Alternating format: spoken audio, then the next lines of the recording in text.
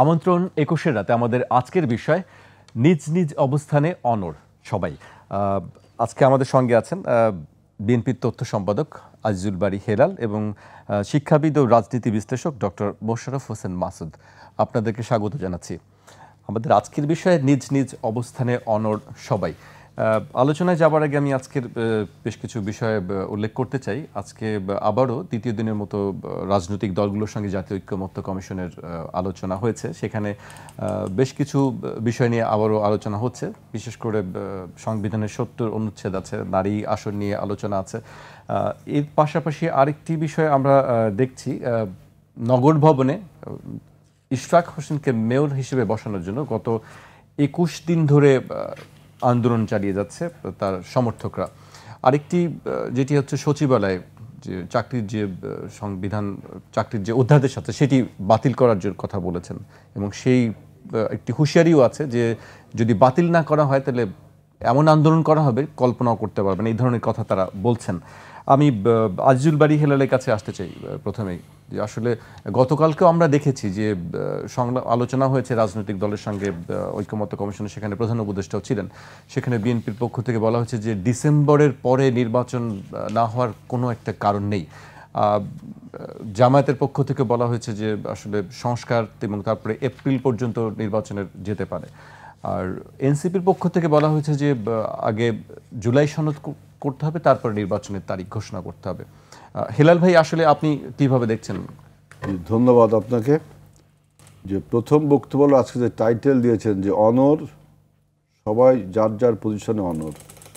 তো আমার বক্তব্য হলো যে রাজনৈতিক দলগুলো যেহেতু রাষ্ট্র পরিচালনা করার ঐতিহাসিক এবং অনিবার্য দায়িত্ব, সুতরাং রাষ্ট্র কিভাবে পরিচালনা করবে, রাষ্ট্রের মূলনীতি কী হবে, রাষ্ট্রের আদর্শ কী হবে, এইগুলো প্রত্যেকটা পলিটিক্যাল পার্টিস তার ইডিওলজি প্রোগ্রামস সেট করে জনগণকে ডিসেমিনেট করে এবং জনগণকে সেইভাবে উদ্বুদ্ধ করে। সুতরাং আমাদের এই সমস্ত ইডিওলজি এবং প্রোগ্রামসের উপরে আমরা অনড় থাকবো, এটাই স্বাভাবিক।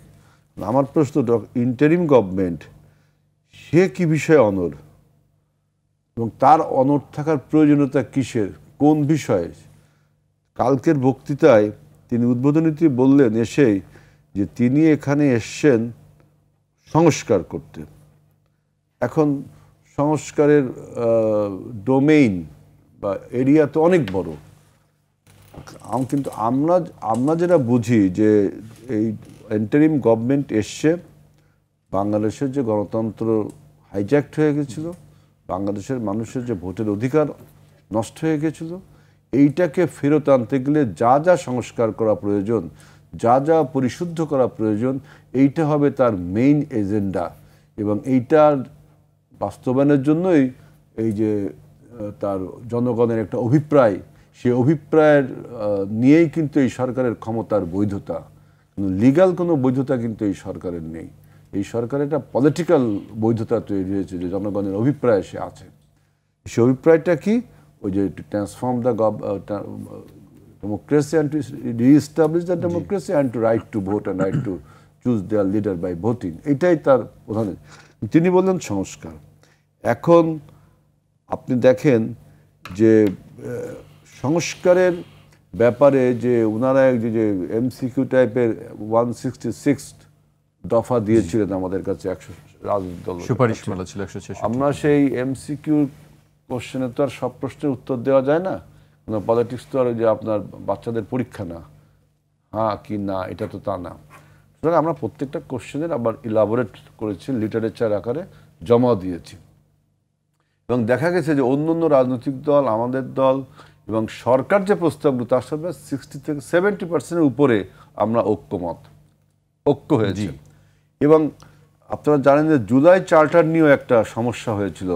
হঠাৎ করে ছাত্ররা রাত্রেবেলা যমুনার সামনে ডক্টর ইউনূসের বাসার সামনে যে এখন আন্দোলনের নতুন ফ্রন্ট খোলা হয়েছে, একটা নতুন মানে পলিটিক্যাল ওদের কী বলো ব্রিডিং গ্রাউন্ড, আন্দোলনের ব্রিডিং গ্রাউন্ড খোলা হয়েছে। সেইখানে তারা যেয়ে বলল যে জুলাই চার্টার করতে হবে এবং জুলাই চার্টার জন্য কিছু লিখে নিয়ে আসলো। সরকার সেটা ট্যাক্টফুলি ট্যাকেল করলো এবং নিজে টেক আপ করলো। করার পরে আমরা কিন্তু সেটার একটা ভালো সমাধান দিলাম যে সমস্ত দলের যে ঐক্য মত হয়েছে যে বিষয়, এইটা হবে জুলাই চার্টার। এইটা হবে জুলাই চার্টার।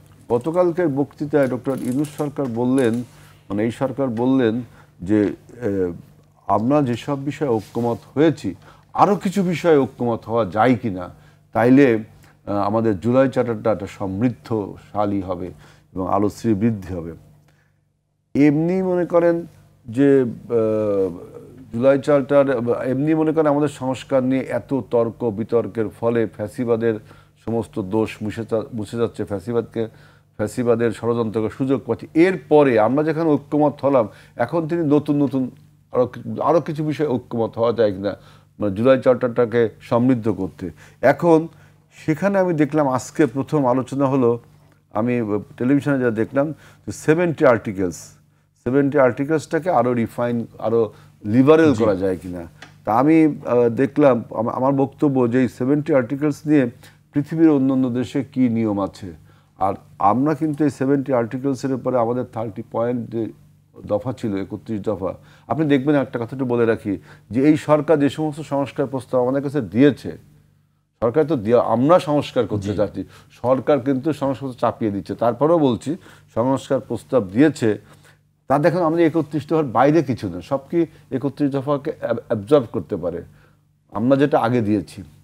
এখন এই যে আপনার 70 আর্টিকেলসের দেখবেন যে আমরা বলেছি যে আপনার শুধু নো কনফিডেন্স, মানে যখন সরকারকে নো কনফিডেন্স জানানো, ওইটা বাজেট আর হলো সিকিউরিটির একটা কোশ্চেন থাকে, বাংলাদেশের সিকিউরিটি কোশ্চেনে এইগুলো পলিটিক্যাল পার্টিসগুলো নিবে, ইন্ডিভিজুয়ালসদের এইখানে ফ্রিডমটা খর্ব হবে। অন্য বিলের আর সব কিছু বিষয়ে তারা কথা বলতে হবে, ইভেন সংবিধান সংশোধন, এটাও কিন্তু ইন্ডিভিজুয়ালস একটা মতামত থাকলে আপনার সেইটা পার্টির ইন্টারনাল মিটিং হয়তো বলতে পারে, কিন্তু পার্টি যখন ঐক্যবদ্ধ হয়ে সংসদে যাবে তখন কিন্তু এই সংবিধান সংশোধন নিয়ে এইখানেও একটা ব্যারিয়ার থাকবে। এইসব আমরা 70 আর্টিকেলসকে আমরা ইলাবোরেট করেছি, কিন্তু আমার বক্তব্য যে মানে এইসব বিষয়ে যদি এখানে সমাধান আমরা না করতে পারি, তাহলে আমরা সংসদে আলোচনা করব। যেগুলো হয়ে গেছে সেইগুলো আপনি কম্পাইল করে জনগণের কাছে বলেন যে আমরা, যেহেতু আপনি একবার বলছেন যে জনগণের কাছে ফাঁস করে দেব, মানে আমি যেটা বলতে চাচ্ছি, সরকার বিভিন্ন রকম কথা বলে আমাদের গণ অভ্যুত্থানের সাথে জড়িত শক্তিদের বা পলিটিক্যাল পার্টিদের মধ্যে অনৈক্য তৈরি করার একটা পরিকল্পনাকে, মানে একটা অপচেষ্টা তার রয়েছে। যেমন জাপান থেকে যে বলতেছে যে একটি রাজনৈতিক দল ব্যতীত আর সবাই ডিসেম্বরের পরে নির্বাচন চায়। দেখেন, তার কাছে এই তথ্যটাও নেই যে বাংলাদেশের নিবন্ধিত প্রায় 90% দল ডিসেম্বর আগে নির্বাচন চায়। উনি বললেন একটি রাজনৈতিক দল, তার মানে তার কাছে তথ্য নেই। অর্থাৎ তিনি টার্গেট করে আমাদের মধ্যে কি অনৈক্য তৈরি করলে দেশে যদি ইনস্টেবিলিটি হয়, তাহলে তার ক্ষমতায় থাকার একটা সুযোগ তৈরি হয়। এই জন্য আমি বলছি যে তিনি যদি আন্তরিক হয় যে two hold a free and fair election, তার যদি অন্য কোনো হিডেন এজেন্ডা না থাকে, তাহলে কিন্তু নতুন কোনো ন্যারেটিভ তুলবে না। আমরা যে সংস্কারের জন্য একটা, আমি কালকে বলছি যে একটা হারমোনিয়াস কোঅপারেশনের মধ্যে কালকে আলোচনাটা হয়েছে, যে দেখেন জামাত বলছে যে এপ্রিলের আগে নির্বাচন দিলে সমস্যা নেই, এনসিপি বলছে যে জুলাই চার্টারের পরে। জুলাই চার্টার হতে তো আমার মনে হয় যে কালকেই জুলাই চার্টার হতে পারে, যাতে অনেক বিষয় আমরা ঐক্যমত হয়েছি, আর দু একটা বিষয় ঐক্যমত হয়, ওইটাই জুলাই চার্টার। ইমপ্লিমেন্টেশনটা কিন্তু বিএনপি দেখিয়েছে যে 15 থেকে 1 মাসে 15 দিনের মধ্যে ইমপ্লিমেন্ট করা সম্ভব, নির্বাহী আদেশে, অফিস আদেশে, অর্ডিন্যান্স জারি করে সম্ভব। তারপরেও নতুন একটা ন্যারেটিভ তৈরি করলো এখন যে আরও কিছু বিষয়ে একমত হওয়া যায় কিনা, মানে আরও কিছু গন্ডগোল করা যায় কিনা, আরও কিছু আনস্টেবল করা যায়, যেটা আপনি বললেন যে নগর ভবনে। দেখেন নগর ভবনে হাইকোর্টের, আপনি বললেন, আমি একটু পরে আসতে চাচ্ছি নগর ভবনের বিষয়টি। আমি এই পর্যায়ে একটু মোশাররফ হোসেন মাসুদের কাছে আসতে চাই। আজিজুল বারী হেলাল বলছিলেন যে একটু হিডেন এজেন্ডা আছে কিনা, বিএনপির পক্ষ থেকে সবসময় একটি আশঙ্কার কথা প্রকাশ করা হচ্ছে। আপনি কি মনে করেন আসলে কোনো হিডেন এজেন্ডা বা কোনো আশঙ্কার কোনো কারণ আছে নির্বাচন পেছানোর বা নির্বাচন না হওয়ার, এরকম কোনো কিছু কি দেখেন আপনি? আমি সবাইকে ধন্যবাদ জানাচ্ছি, 21 টেলিভিশনের দর্শক এবং আপনাদের সকলকে, এবং আমার সহ আলোচক শ্রদ্ধেয় হেলাল ভাইকে। যে প্রশ্নটি আপনি তুলেছেন এর আগে হেলাল ভাই যে কথাগুলো বলেছেন আমি ওনার সাথে একমত পোষণ করছি এই বিষয়ে, যে সকল দলের রাজনৈতিক মতাদর্শ থাকে, তার নিজস্ব দর্শন থাকে, সেই দর্শনের ভিত্তিতেই তাদের কর্মসূচি প্রণীত হয়। সেক্ষেত্রে রাজনৈতিক দলগুলোর মধ্যে মত পার্থক্য থাকাটা খুবই স্বাভাবিক, এবং সেক্ষেত্রে কিছু কিছু ক্ষেত্রে মত পার্থক্য থাকবেই। সবগুলোকে পরিপূর্ণভাবে একত্রিত করা হয়তো সম্ভব হবে না। তবে আমি এটা বিশ্বাস করি যে রাজনৈতিক দলগুলো তারা দেশ এবং মানুষের কল্যাণে কাজ করছেন, এবং যদি তারা কোনো বিষয়টাকে পরিষ্কারভাবে বুঝতে পারেন যেটি দেশ এবং মানুষের কল্যাণের জন্য, এই জায়গাটাতে আমাদেরকে আবার ভাবা দরকার। তারা নিঃসন্দেহে আমি মনে করি সকল রাজনৈতিক দলগুলো এখন ময়দানে যারা আছেন তারা এটা ভাববেন, এবং সেই ক্ষেত্রে এটাকে একটা সমন্বয়ে আনা সম্ভব বলে আমি মনে করি। আর হিডেন এজেন্ডার ব্যাপারে আমি যেটা ফিল করি যে মূলত অন্তর্বর্তীকালীন সরকারের প্রধান দায়িত্ব হচ্ছে দেশে যে গণতন্ত্রহীনতার সৃষ্টি হয়েছিল সেখান থেকে উত্তরণের জন্য একটি সুন্দর, গ্রহণযোগ্য এবং নিরপেক্ষ নির্বাচন আয়োজন করা, এবং এই আয়োজনের মাধ্যমে গণতান্ত্রিক সরকারের কাছে ক্ষমতা হস্তান্তর করা, এবং দেশে গণতান্ত্রিক ব্যবস্থা যাতে সুসংহত হয় এবং আবারও যেন এটা পথভ্রষ্ট না হয় সেই ব্যবস্থা নিশ্চিত করা। সে কারণে কিছু সংস্কারের প্রয়োজনীয়তা কিন্তু রয়েছে, এবং সেই বিষয়গুলো নিয়ে রাজনৈতিক দলগুলো ভিন্নমত পোষণ করেছে এমন নয়, কিন্তু অনেক বিষয়ে একমত রাজনৈতিক দলগুলো, কিন্তু কিছু কিছু জায়গায় গিয়ে তাদের মধ্যে এখানে ভিন্নমত হয়েছে, এবং সেটা আমি বলেছি যে কেন হয়েছে।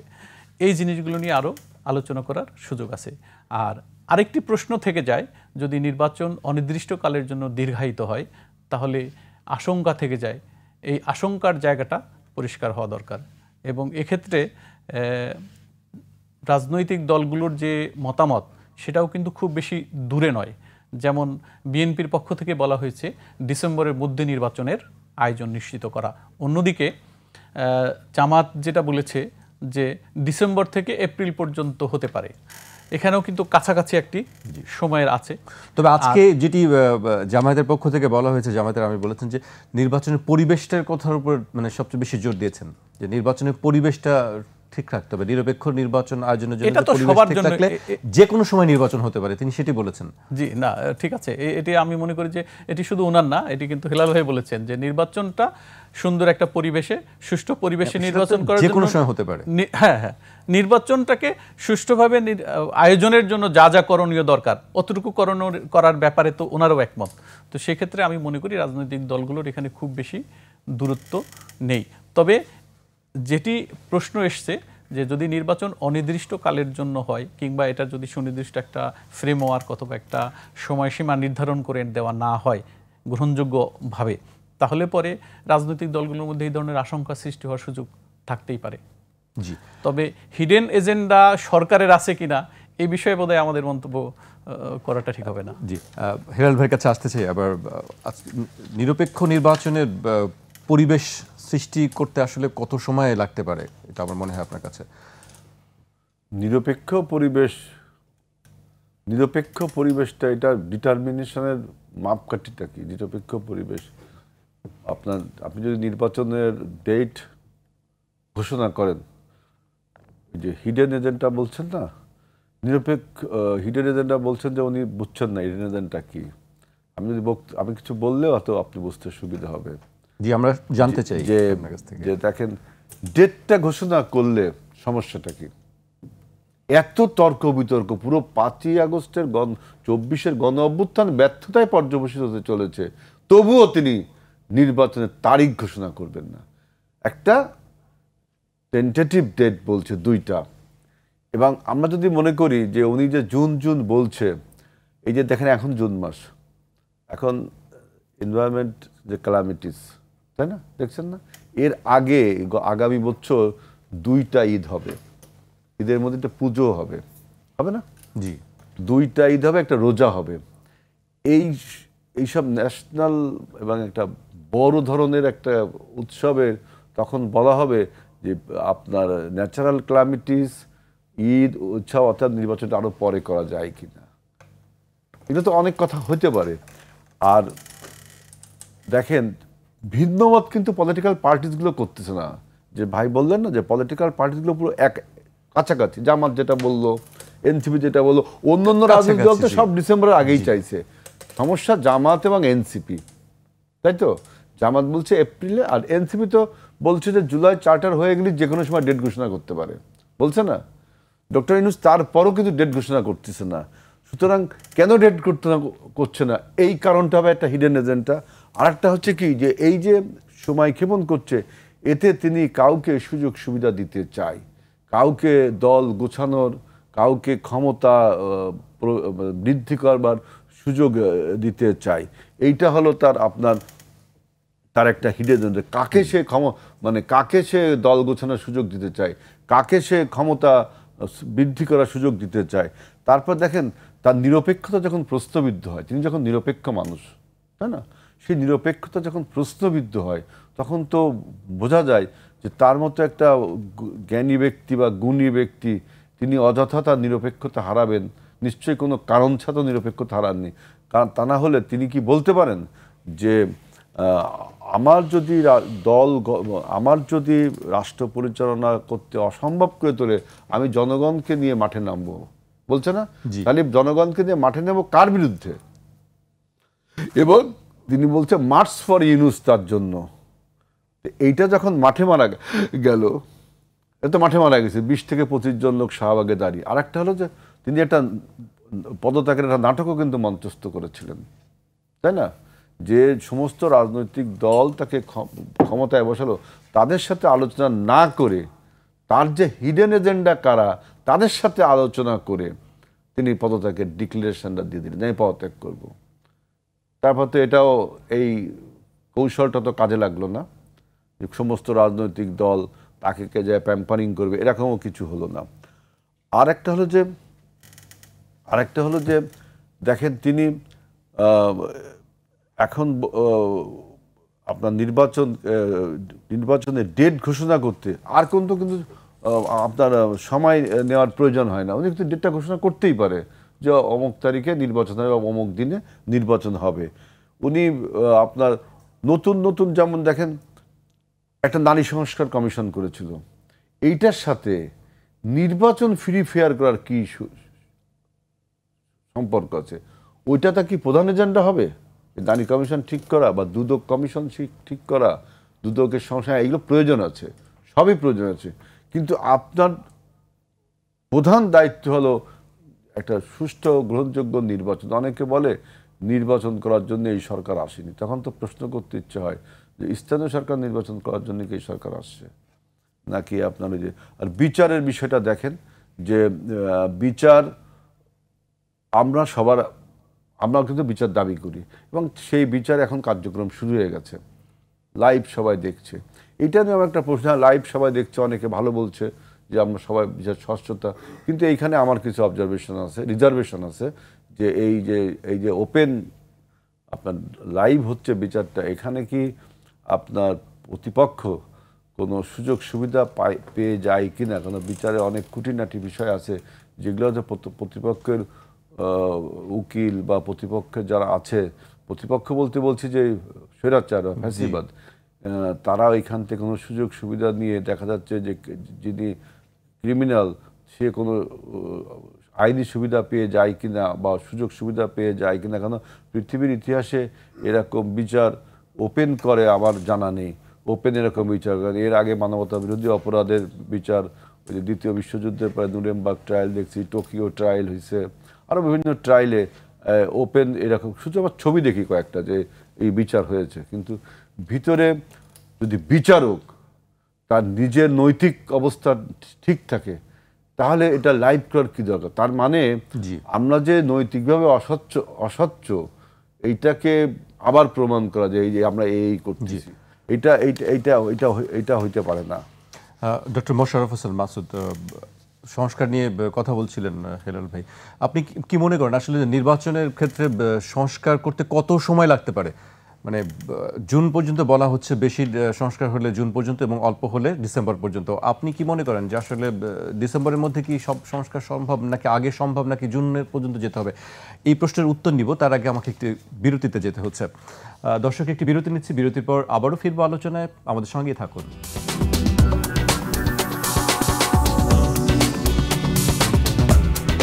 বিরতির পর আবারও স্বাগত। আপনারা দেখছেন ২১-এর রাত। আমাদের সঙ্গে আছেন বিএনপির তথ্য সম্পাদক আজিজুল বারী হেলাল এবং শিক্ষাবিদ ও রাজনীতি বিশ্লেষক ডক্টর মোশাররফ হোসেন মাসুদ। আপনার কাছেই আমার প্রশ্ন ছিল বিরতিতে যাবার আগে, যে আসলে সংস্কার মোটা দাগে একটি সুষ্ঠু নির্বাচন করার জন্য সংস্কার করতে গেলে সেটি কত সময়ের মধ্যে করা সম্ভব বলে মনে হয় আপনার কাছে? আসলে এই বিষয়ে এরকম ধরাবাঁধা সময় নির্ধারণ করে বলা তো আমাদের জন্য, মানে আমার জন্য মুশকিল।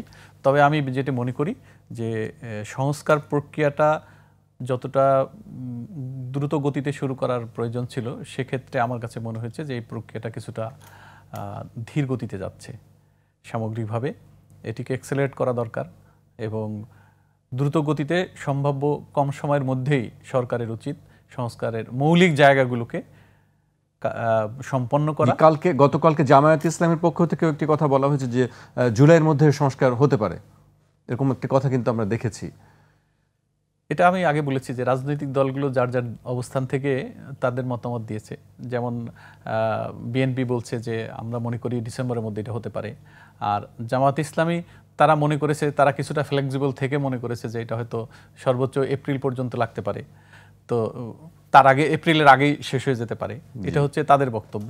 তবে আমার কাছে মনে হয় যে স্বল্প সময়ের মধ্যেই এই জিনিসগুলো সম্পন্ন করে মানুষের প্রত্যাশার সাথে সমন্বয় রেখেই সরকারের উচিত হবে দ্রুত নির্বাচনের দিকে এগিয়ে যাওয়া। জি, আরেকটি বিষয়ে তার সঙ্গে যোগ আছে, যেটি হচ্ছে যে জুলাই সনদ। আজকে যে বিষয়টি নিয়ে কথা বলেছেন জাতীয় ঐক্যমত্য কমিশনের সহসভাপতি আলী রিয়াজ বলেছেন যে জুলাই সনদে কোন বিষয়গুলো থাকবে সেটি ঠিক করতে হবে।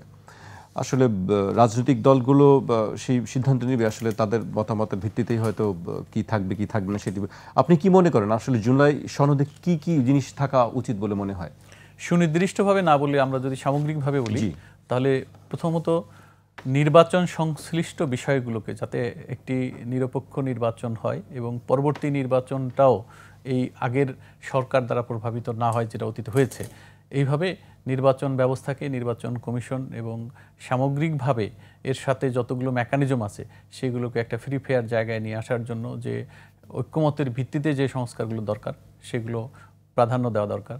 সেই সাথে সাথে প্রশাসনিক ক্ষেত্রে যে সীমাবদ্ধতাগুলো রয়েছে, দেশের যে প্রতিষ্ঠানগুলো রয়েছে, গণতান্ত্রিক ইনস্টিটিউশনালাইজেশনের জন্য যে প্রতিষ্ঠানগুলো দরকার সেগুলোকে শক্তিশালী করার জন্য বিচার ব্যবস্থার কথা বলেন, প্রশাসনের কথা বলেন, আইন শৃঙ্খলা পরিস্থিতির কথা বলেন, নির্বাচন কমিশনের কথাগুলো বলেন, এইসব জায়গাগুলোতে যে পদক্ষেপগুলো নেওয়া দরকার যাতে করে মানুষের মধ্যে আস্থা তৈরি হয় যে গণতন্ত্র স্থিতিশীল হবে এবং নির্বাচন সুন্দর হবে, জনগণের সরকার প্রতিষ্ঠিত হবে।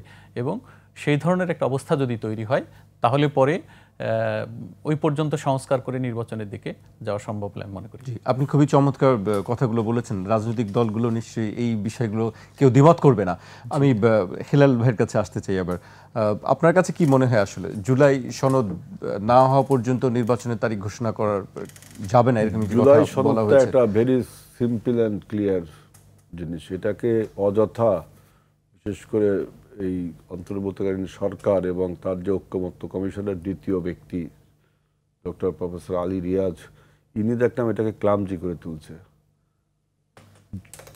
চার্টারটা কি? চার্টারটা হলো যে আপনার এখানে হুকুমনামা, এক ধরনের আপনার দলিল যে কিভাবে রাষ্ট্রটা চলবে, তার কিছু কিছু গাইডেন্স কথা, গাইডেন্স টাইপের। এবং এই 24-এর গণ অভ্যুত্থানের ফলে আমাদের যে নতুন একটা অনুভূতি, নতুন একটা প্রতিজ্ঞা, সেইগুলো আমরা এখানে সংযোজন করব, তাই না? জি, এইটা এত সহজ যে সবাই সব বিষয়ে একমত যে এই স্বৈরাচারের বিচার করতে হবে, আপনার একটা নিরপেক্ষ নির্বাচন করতে হবে, বিভিন্ন প্রতিষ্ঠানকে দলীয় মুক্ত করতে হবে, নিরপেক্ষ করতে হবে, নির্বাচন কমিশনকে অভ্যুত্থানে যারা আহত নিহত হয়েছে তাদেরকে পুনর্বাসনের। এবার দেখলাম যে তাদের ট্যাক্স মানে 5 লাখের এইসব বিষয় আরো, তারপরে রাষ্ট্র কি নিয়মে চলবে, কি তার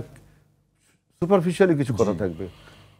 এইটাকে এখন আরো মানে ফ্লেক্সিবল করার জন্য, এটাকে আমি কি আরো এক্সাজারেশন করার জন্য, নতুন করে কিছু দিয়ে মানে সব কিছু তো রিজলভ হয়ে গেছে। কারণ জুলাই চার্টারটাকে সামনে একটা খুব পপুলার আইটেম ইস্যু সামনে এনে যেখানে আরও কিছু যোগ করতে হবে, আরও কিছু যোগ করতে হবে, ওই আরও কিছু করতে কিন্তু আবার তর্ক বিতর্ক বেড়ে যাবে, সেটা তাদের একটা আপনার সুযোগ হয়ে যাবে মানে সেই তাদের যে হিডেন এজেন্ডা এটা বাস্তবায়ন করার জন্য।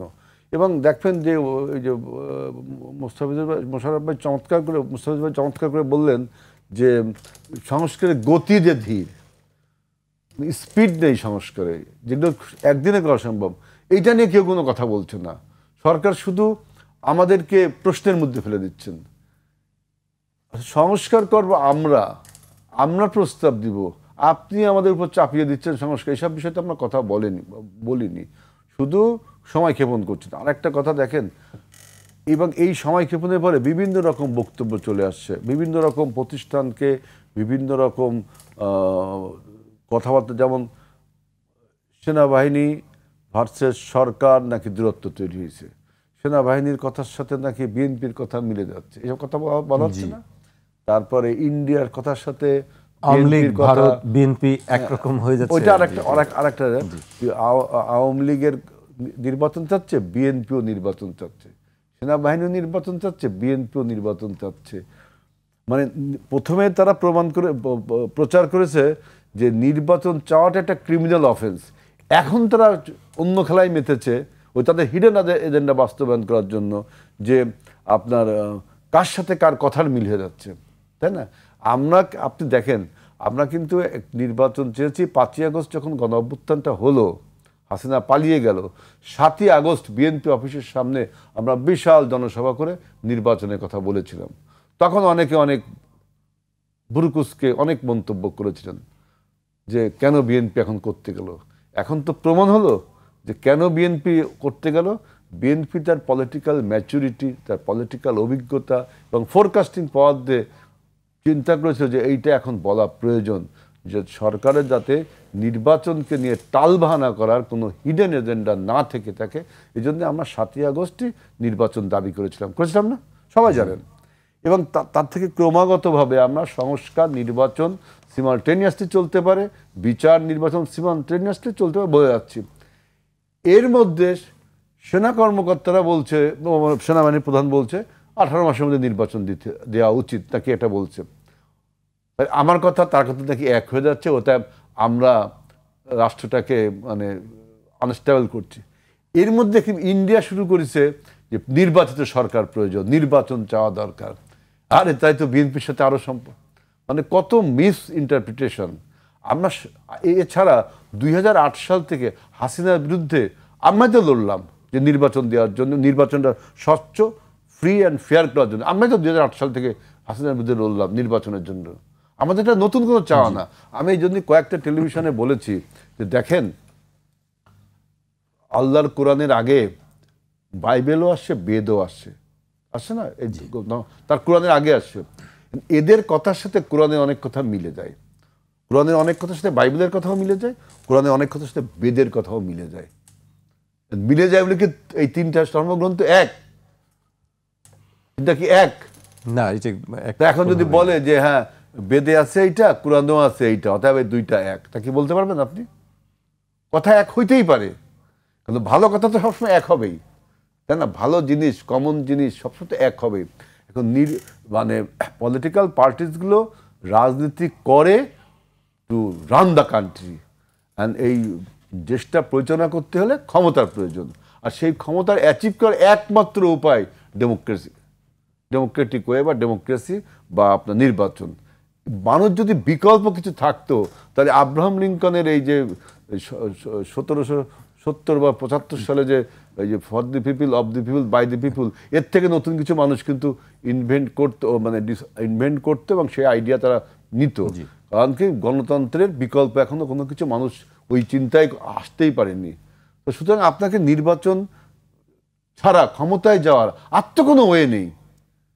পলিটিক্যাল পার্টিসগুলো কি আপনি মনে করেন এটা এনজিও না? পলিটিক্যাল পার্টিগুলো চ্যারিটেবল অর্গানাইজেশন, বলেন না? জি, পলিটিক্যাল পার্টি হল দেশ পরিচালনার জন্য একটা আপনার সেই চার্টার বা সনদ, যেটা নিয়ে তর্ক বিতর্ক শুরু করেছেন, এইটা জনগণের কাছে দিই আমরা।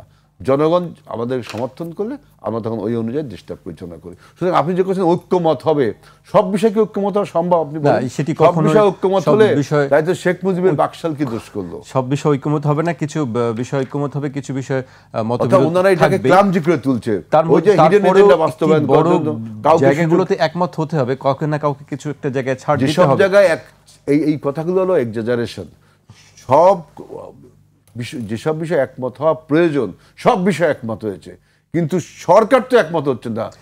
সরকার তো ওইটাকে আপনার ওই যে একটা একটা একটা এক মিনিট কথা বলি, প্রেসিডেন্ট জিয়াউর রহমান যখন আপনার ওই যে মহিলা পুলিশ নিয়োগ করেছিলেন, মহিলাদের পুলিশ এনেছিলেন, তখন ওই ওনার প্রতিপক্ষ যারা রাজনীতি করতো তারা বলতো যে মহিলা পুলিশ চোর ধরেছে, অফিসার বলছে তুই ছেড়ে দে চোরকে, তো ওই মহিলা পুলিশ বলছে আমি তো চোরকে ছাড়ছি, চোর তো আমাকে ছাড়ে না। আমরা তো ঐক্যমত হচ্ছি, সরকার তো ঐক্যমত হচ্ছে না। আচ্ছা, আমরা এবার একটি অন্য প্রসঙ্গে আসি। আমরা একটি নগর ভবনের দিকে দৃষ্টি দিতে চাই। ডক্টর মোশাররফ হোসেন মাসুদের কাছে জানতে চাই যে এই যে টানা 21 দিন ধরে যে নগর ভবনে অচল অবস্থা চলছে এবং মেয়র হিসেবে দায়িত্ব দেওয়ার জন্য ইশরাক হোসেনের সমর্থকরা আন্দোলন করছে, লাগাতার আন্দোলন, এই জায়গাটিকে আপনি কিভাবে দেখেন? আসলে সত্যি কথা বলতে এই বিষয়টি আমার কাছে একটি মানে গোলক ধাঁধার মতো মনে হয়, এই কারণে যে এই জনাব ইশরাক সাহেব উনি যে দাবিটা করেছেন আদালত এক ধরনের রায় দিয়েছে, সেই রায়টা ইমপ্লিমেন্টেশনের ক্ষেত্রে আবার একটা ভিন্ন পরিস্থিতি সৃষ্টি হয়েছে। এটি শুরু থেকেই একটি সুশৃঙ্খল উপায়ে সমাধানের দিকে এগিয়ে গেলে আমার মনে হয় যে সেটি ভালো হতো। আবার রায়ের ক্ষেত্রেও যেমন ঢাকাতে যে রায়টা হয়েছে, আবার বরিশালের রায়টা ভিন্ন হয়েছে, এই নিয়েও কিছু মতবিরোধ তৈরি হয়েছে। তো এই বিষয়গুলোতে আমি মনে করি যে যেহেতু আইনি প্রক্রিয়া এবং আদালতে বিচারাধীন বিষয়, এই বিষয়ে মন্তব্য আদালত কিন্তু এটি আবার নির্বাচন কমিশনের উপরে ছেড়ে দিয়েছে, যেটা সাংবিধানিক বিষয়, সেটি নির্বাচন কমিশনই দায়িত্ব সিদ্ধান্ত নেবে। এ বিষয়ে আপনি কি বলবেন? এ বিষয়ে নির্বাচন কমিশনের তাদের যে সিদ্ধান্ত, সেটি আসলে মনে হয় যে এই প্রক্রিয়াটাকে যেভাবে একটা অস্থিতিশীলতার মধ্যে গিয়েছে, এই বিষয়গুলো আরও বেশি গুরুত্বের সাথে ভেবে চিন্তে সিদ্ধান্ত নিলে ভালো হতো। মানে আপনি মনে করছেন নির্বাচন কমিশন আসলে ঠিকভাবে তাদের দায়িত্ব পালন করতে পারেনি? আমি ঠিক এভাবে কমিশন সম্পর্কে বলতে চাচ্ছি না, তবে আমি মনে করি যে এই প্রক্রিয়াটা দেশের জন্য একটা ভালো ইনস্ট্যান্স তৈরি হয়নি। জি, হেলাল ভাই আপনি কি মনে করেন? দেখেন, এইটা এই যে বাংলাদেশের বিভিন্ন ইনস্টিটিউশন যে ধ্বংস হয়ে গেছে এবং শেখ হাসিনা ধ্বংস করেছে, এখন আমি দেখলাম 5ই আগস্টের পরে আমাদের বিচার বিভাগের মতো একটা প্রতিষ্ঠানকে প্রথম বৃদ্ধাঙ্গুলি এবং প্রথম এই গণতন্ত্রের পিঠে ছুরিকাঘাত এবং হাইকোর্টের রায়কে অমান্য করার একটা অনন্য নজির, অনন্য বললাম যদিও, নজির স্থাপন করেন ডক্টর ইউনূস। হাইকোর্টের রায়ও তিনি মানেন না। শেখ হাসিনাও কিন্তু এই কাজ করেছিল। ওই আপনার কাদের মোল্লার হলো যাবজ্জীবন, উনি একটা মফ তৈরি করলেন, গণজাগরণ মঞ্চ তৈরি ফ্যাব্রিকেট করে ওইটাকে হয়ে গেল ফাঁসি, মানে হাইকোর্টের রায়কে চ্যালেঞ্জ করলো। ডক্টর ইউনূস তার ব্যতিক্রম না। তো হাইকোর্ট বলছে ডক্টর ইশরাককে মেয়র হিসেবে শপথ নেওয়ার আপনার উপদেষ্টা স্থানীয় সরকার বলছে না, তিনি করাতে পারবেন না, অর্থাৎ ইউনূস এটা এন্ডোর্স করছেন ডক্টর ইউনূস। তাইলে হাইকোর্টের রায়কে যারা মানে না, তারা বলে দেশকে সংস্কার করবে, দেশকে এটা ভালো পথে নিয়ে যাবে, প্রথম দিনেই তো তিনি মানলেন না। হাইকোর্টের রায় আপনি মানছেন না, তাই না? অর্থাৎ এখানে আপনি একটা বিশৃঙ্খলা তৈরি করলেন, এইখানে আপনার কোনো হিডেন এজেন্ডা আছে যে এইখানে আপনি বিশৃঙ্খলা করে যদি আরও কিছু সময় পান, তারপরে আরও কিছু সময় পেলে হচ্ছে কি তিনি তার দাদাকে প্যাট্রোনাইজ করছে, সেই প্যাট্রোনাইজ তাদের করছে, তাদেরকে কি সময় করে দিবে? তারপরে সচিবালয় এখন এই চাকরিবিধি এই অধ্যাদেশটা কি জারি করা খুবই প্রয়োজন ছিল? জি, আমি এরকম একটা transitional period, it's a transitional government. আপনি ইন্টারিম বলেন আর যাই বলেন, ইটস এ ট্রানজিশনাল গভর্নমেন্ট। এই গভর্নমেন্টের এই সময় আপনার এইটা জারি করা কোনো দরকার ছিল আপনি বলেন? এটা এই যে তারপরে এনবিআরও কিন্তু একটা ঝামেলা লাগায় রাখছে। এইসব বিষয় তো দরকার ছিল না। কাজের অতিরিক্ত ভার এবং কাজের অতিরিক্ত এরিয়া বাড়িয়ে নিচ্ছে, তো এই জন্যে আমাদেরকে সন্দেহ হয় যে ওনার কোন এজেন্ডা আছে। এবং বারবার দেখবেন তার কথাবার্তা, এই সরকারের প্রত্যেক উপদেষ্টার কথাবার্তা যে নির্বাচন করার জন্য নাকি তারা আসেনি। তারা কি করতে আসে, নতুন বাংলাদেশ করবে কিভাবে, তাদের সেই শক্তি কই, সেই পাওয়ার কই? ম্যান্ডেট বুঝলাম যে জনগণ অভিপ্রায় তার ম্যান্ডেট, জনগণ এইটা বলেনি যে তুমি বার্মা এবং বার্মায় আজকে যে আপনার এনার্কি চলছে বা যুদ্ধ অবস্থা চলছে, সেইখানে মানবিক সাহায্য দেওয়ার জন্য মানবিক প্যাসেজ তুমি দিবা, এই সরকার, ডক্টর ইউনূস সরকার দিবে, এইটা তার প্রাইম এজেন্ডা যদি হয়, সরকার এই অভিপ্রায় তাকে ম্যান্ডেট দেয়নি। আপনাকে এই অভিপ্রায় ম্যান্ডেট দিয়েছে যে আপনি বাংলাদেশের গণতন্ত্রকে পুনঃপ্রতিষ্ঠা করবেন। ওই মানবিক করিডোর, তারপরে আপনার চিটাগাং বন্দরে কোন কোম্পানি হ্যান্ডেল করবে এই আপনার টার্মিনালটা, এইগুলো কিন্তু পলিটিক্যাল গভর্নমেন্টের একটা দায়িত্ব, আপনার রুটিন দায়িত্ব।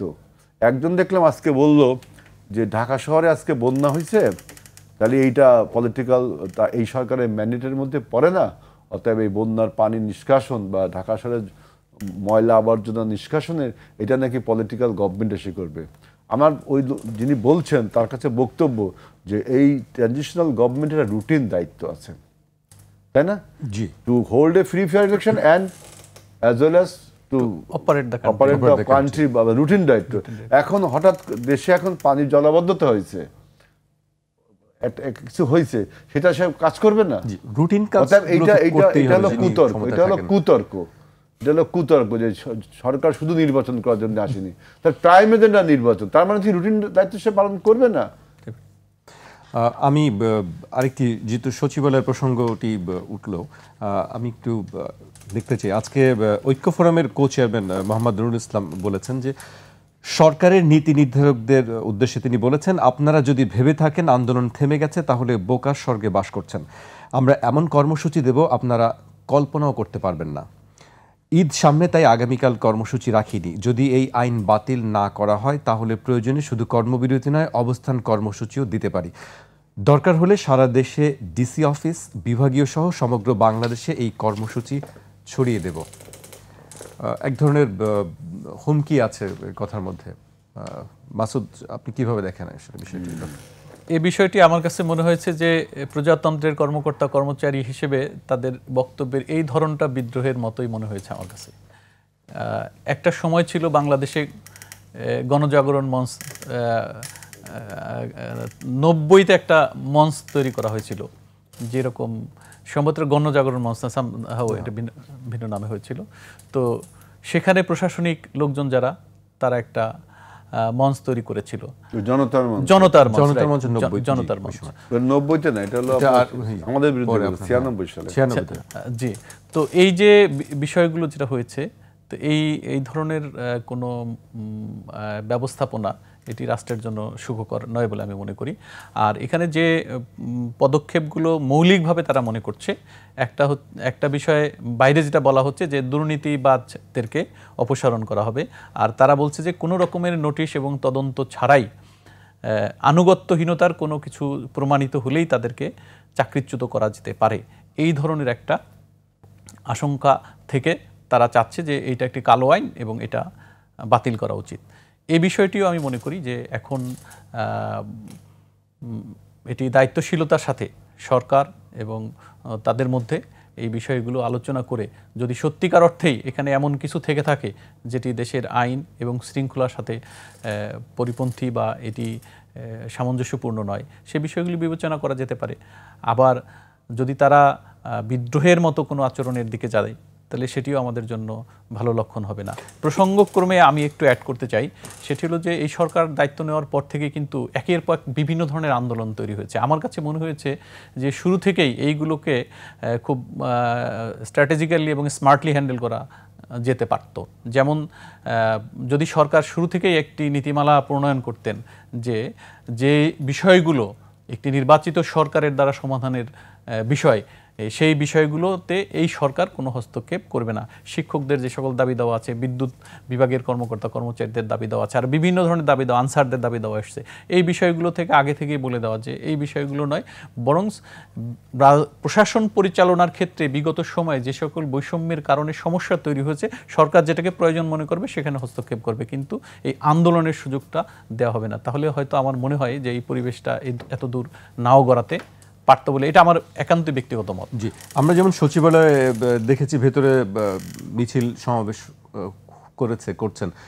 আরেকটি বিষয় আজকে ছিল যে আওয়ামী দোসররাই এই কাজগুলি করছে, তাদের উস্কানিতে এই কাজগুলো হচ্ছে, এবং সে লক্ষ্যে আজকে মার্চ টু সচিবালয় একটি কর্মসূচি ছিল। সেই কর্মসূচিকে আপনি কিভাবে দেখেন?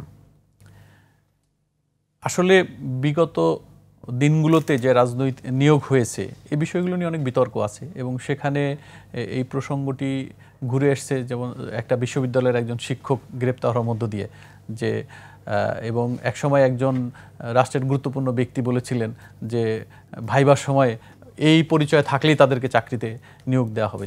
ফলে এখানে মতাদর্শগত লোকজনের উপস্থিতি তো এখনও আছে, প্রশাসনের সকল ক্ষেত্রেই সেই ধরনের লোকজনের উপস্থিতি আছে।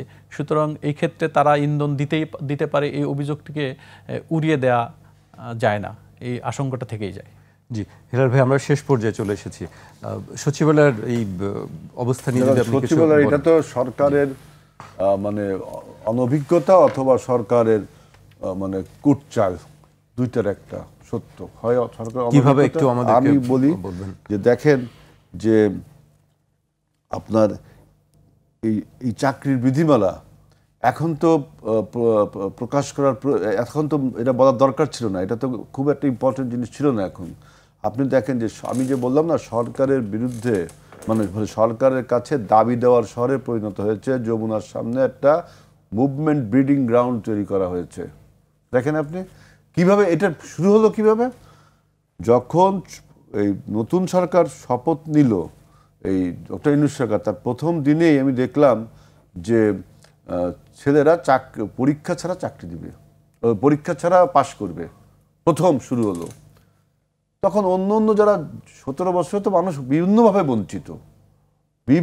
বঞ্চিত এবং ন্যায্য তাদের অধিকার চাওয়া, তারা দেখলো এই তো সুযোগ, পরীক্ষা না দিয়ে যদি পাশ করা যায় এবং শিক্ষামন্ত্রী উপদেষ্টা সহ প্রধান উপদেষ্টা মেনে নিতে পারে, তাহলে আমাদেরটা মানবে না কেন? ওই যে অনভিজ্ঞতা অথবা কুটচাল, প্রথমেরটাই কুটচাল, যে এইটা তো আমি বুঝি আপনি বুঝেন, সে বোঝে না। সে যদি বোঝে তাহলে কুটচাল, আর যদি না বোঝে তাহলে প্রশ্ন আপনার অনভিজ্ঞতা। যে তিনি ওইটা শুরু করলে এরপর ঢাকা শহর দাবি দেওয়ার শহরে পরিবর্তিত হলো। অর্থাৎ আজকে যে সচিবালয়ের বিষয়টা, এটা তারই একটা এক্সটেনশন, আর কিছুই না। আরেকটা দেখেন, আমি একটু বলতে চাচ্ছি যে আমি দেখলাম এই তত্ত্বাবধায়ক সরকারের সাথে শেখ হাসিনার অনেক মিল আছে। আমি দেখলাম শেখ হাসিনা ওই যে বিদ্যুৎ না দিয়ে বলতো ঘরে ঘরে বিদ্যুৎ, এবং হাতির ঝিলে লেজার শো, লাইট শো করে আর আনন্দ উৎসব করলো।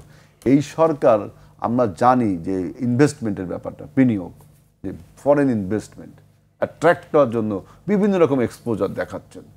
একবার করলো বিনিয়োগ সম্মেলন, ওটা মাঠে মারা গেল, 5 কোটি টাকা খরচ করলো, কোনো বিনিয়োগ কিন্তু আসেনি। ওই সময় আপনাদের এই টেলিভিশনে বলেছি। সেদিন দেখলাম চীনা ওই যে ব্যবসায়ীদের নিয়ে আপনার চিন্ময়ী সম্মেলন কেন্দ্রের একটা আপনার কনফারেন্স, ইন্টারন্যাশনাল কনফারেন্স করলো। সেখানে বলতেছেন যে Bangladesh would be the manufacturing hub. Bangladesh একটা ম্যানুফ্যাকচারিং হাব হবে, সব কিছু তৈরি করার, প্রস্তুত করার একটা হাব হবে। আবার আমরা জানি এই সরকারের প্রধান, তিনি তার একটা বিখ্যাত উক্তি আছে যে 3-0 ওয়ার্ল্ড, পৃথিবীতে 3টা জিরো করবে, কার্বন নিঃসরণ 0, আনএমপ্লয়মেন্ট 0, প্রভার্টি 0। তাহলে এই যে যদি ম্যানুফ্যাকচারিং হাব হয়, এবং সেখানে বলছে শিল্প, কল কারখানা, বস্ত্র, পাট সব তৈরি হবে বাংলাদেশে, মানে এই উন্নত বিশ্বের যত বর্জ্য আছে এবং এই ম্যানুফ্যাকচার করার জন্য, কলকারখানা তৈরি করবার জন্য তাদের আপনার ওই যে এক্সপেরিমেন্ট করার জন্য বাংলাদেশ হবে গিনিপিগের মতো। তাহলে কার্বন নিঃসরণ হবে, যেখানে ম্যানুফ্যাকচারিং কার্বন নিঃসরণ হবে।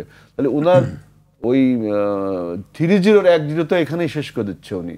বাংলাদেশকে মনে হচ্ছে ম্যানুফ্যাকচারিং হাব, এবং যদি এটা বলতো যে Bangladesh would be a business hub or a commercial hub, যেটা দুবাইতে আছে, যেটা সিঙ্গাপুরে আছে, যেটা মালয়েশিয়াতে আছে না, বিভিন্ন কমার্শিয়াল হাব আছে, মানে আপনার সব বিজনেসের প্রাণ কেন্দ্র ওইখানে, অনেক মিটিং অফিস সব অনেক কিছু আছে ওইখানে এইসব করা। বাংলাদেশ হবে ম্যানুফ্যাকচারিং হাব, মান্দাত্তার আমলে সেই কলকারখানা তৈরি করে একটা হাব বানাবে, তাই না? এবং সেখানে তিনি আপনার বিনিয়োগ আকৃষ্ট করছে। তা আপনার বাংলাদেশে যারা পলিটিক্স করে এবং যারা এই সমাজ সচেতক ভাইদের মধ্যে যারা বিশ্লেষণ করে জানে, সবাই তো জানে এটা, যে পলিটিক্যাল আনসার্টেনিটির মধ্যে কখনো বিনিয়োগ করতে না। দেশীয় উদ্যোক্তারা কি বিনিয়োগ করে আপনি বলেন এই সময়? আপনার কাছে টাকা থাকে, স্থিতিশীলতা সবচেয়ে বড় জরুরি বিনিয়োগ। তিনি এটা জানে, কিন্তু আমরা জানি, উনি জানেন না, উনি জানে। জানার পরও এই এক্সপোজারটা দেখাচ্ছে যে আমি অ্যাট্রাক্ট করছি বিনিয়োগ। এই জন্য একটু কথা বলি, অ্যাট্রাক্ট হচ্ছে বিনিয়োগে, কিন্তু এটা কিন্তু পর্বতের মুশিক পোষাবে। বিনিয়োগ কে করবে এই আনসার্টেনিটির মধ্যে? এই আনসার্টেনিটির মধ্যে বিনিয়োগটা কে করবে আপনি বলেন? কিন্তু তিনি তার এক্সপোজারটা দেখিয়ে যাচ্ছেন।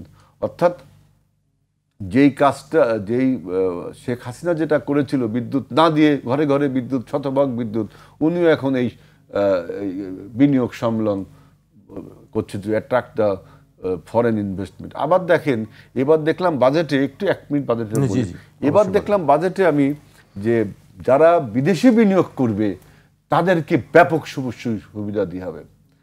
আর তাইলে আমরা যারা দেশীয় উদ্যোক্তা, আমাদের যারা ঘরের ডোমেস্টিক উদ্যোক্তা, তাদের সুযোগ সুবিধা দিবে না।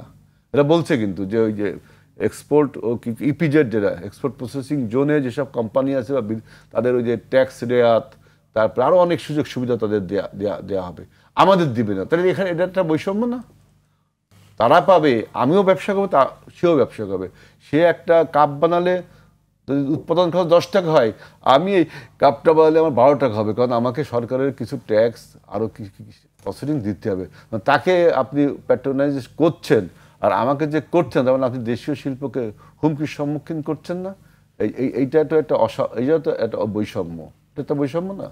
তারপরে দেখলাম যে উনি এই যে এত বাংলাদেশকে সংস্কার করার জন্য আমাদের এই সরকারকে দেওয়া হয়েছে, দেখি কালো টাকা সাদা করার সুযোগ দিয়েছে।